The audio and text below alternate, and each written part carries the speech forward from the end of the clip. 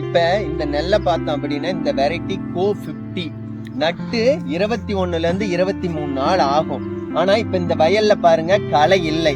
களை இருந்தாலும் இல்லைன்னாலும் பொதுவா களை இந்த பருவத்துல எடுங்க அப்படின்னு சொல்லுவாங்க. அது ஏன் அப்படின்னா இப்ப பாருங்க களை ஏன் எடுக்க சொல்றாங்க அப்படின்னா இப்படி நெல் வயல்ல நம்ம வச்சோம் அப்படின்னா அங்க பாருங்க எவ்வளவு பபிள்ஸ் வருது. அதெல்லாம் என்ன அப்படின்னா இந்த சேத்துக்குள்ள காத்து போகவே போகாது.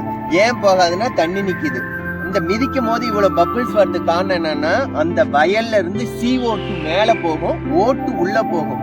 போறதுனால என்ன சார் நமக்கு பயன் அப்படின்னு கேட்டீங்க அப்படின்னா ரெஸ்பிரேஷன் ரூட்டுக்கு அவசியம். ரெஸ்பிரேஷன் எவ்வளவு அதிகமா இந்த நெல்லு உள்ள இருக்க வேர் மூலமா எடுத்துக்குதோ, ஓட்டுவை எடுத்துக்குதோ அந்த அளவு ரூட் நல்லா வரும். இப்படி ரூட் நல்லா வந்தாதான் இந்த பயிர் நல்லா இருக்கும். பயிர் நல்லா இருந்தாதான் மகசூல் வரும். சரி சார், தண்ணி நிக்கிறப்ப எப்படி சார் அது சுவாசிக்கும் அப்படின்னா இந்த இலையில ஏரன்ஹைமா டிஷ்யூ அப்படின்னு ஒண்ணு இருக்கு. அது மூலமா அது சுவாசிச்சுக்கும்.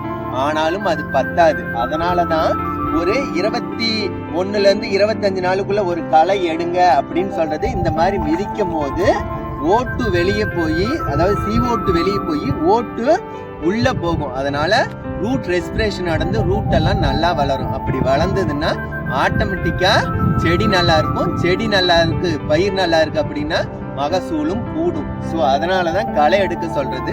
இன்னொரு முக்கியமான விஷயம் என்ன அப்படின்னா களை போட்டு இப்படி மிதிக்கிறதுனால ஆட்டோமேட்டிக்கா அது நியூட்ரியண்டாவும் மாறிடும். ஸோ அதனால முடிஞ்ச வரைக்கும் களை எடுங்க. லேபர் காஸ்ட், லேபர் அவைலபிலிட்டியை பார்த்து முடிஞ்ச வரைக்கும் களை எடுக்கிறது நல்லது. இதெல்லாம் பண்ண முடியாத அப்படின்றவங்க மட்டும் களைக்கொல்லிக்கு போங்க.